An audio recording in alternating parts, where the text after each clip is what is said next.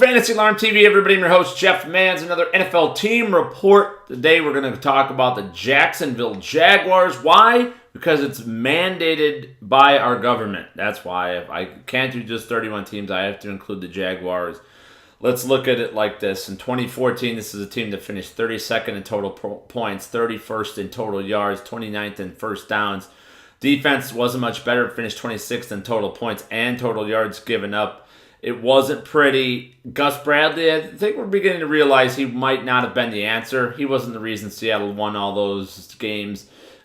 He leaves. They go to the Super Bowl back-to-back years. So Gus Bradley, not impressed his first 2 years as coach of the Jags. They fire Jed Fish. I think, okay, that's a good move, right? But then they hire Greg Olson, maybe the most vanilla offensive coordinator in the history of the NFL. And that's a lot of old, bad white dudes, folks.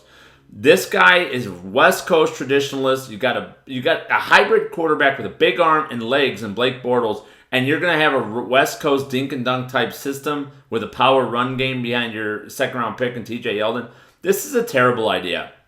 Bad offensive strategy. This team's not going anywhere. Offseason additions, Jared Odrick from the Dolphins, a nice pickup, a defensive end / outside linebacker, somebody to rush on the edge. I think that's fine. The rest of it is just kind of junky. They didn't really add anybody. Stefan Wisniewski, we hope, is going to be a force in the middle of that lineup, and the offensive line paved the way for TJ Yeldon and helped Blake Bortles protect Blake Bortles.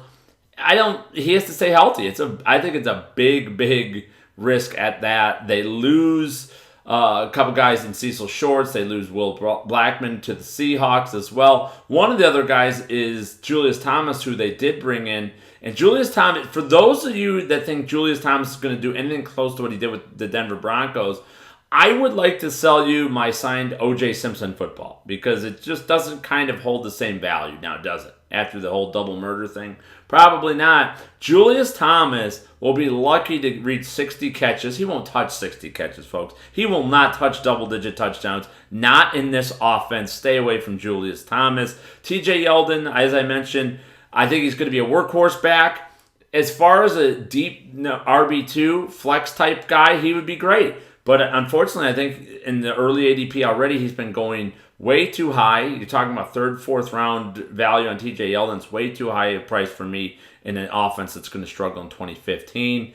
That is the Jacksonville Jaguars NFL team report. We'll continue these throughout the summer for FantasyAlarm.com and Fantasy Alarm TV. This has been Jeff Mans.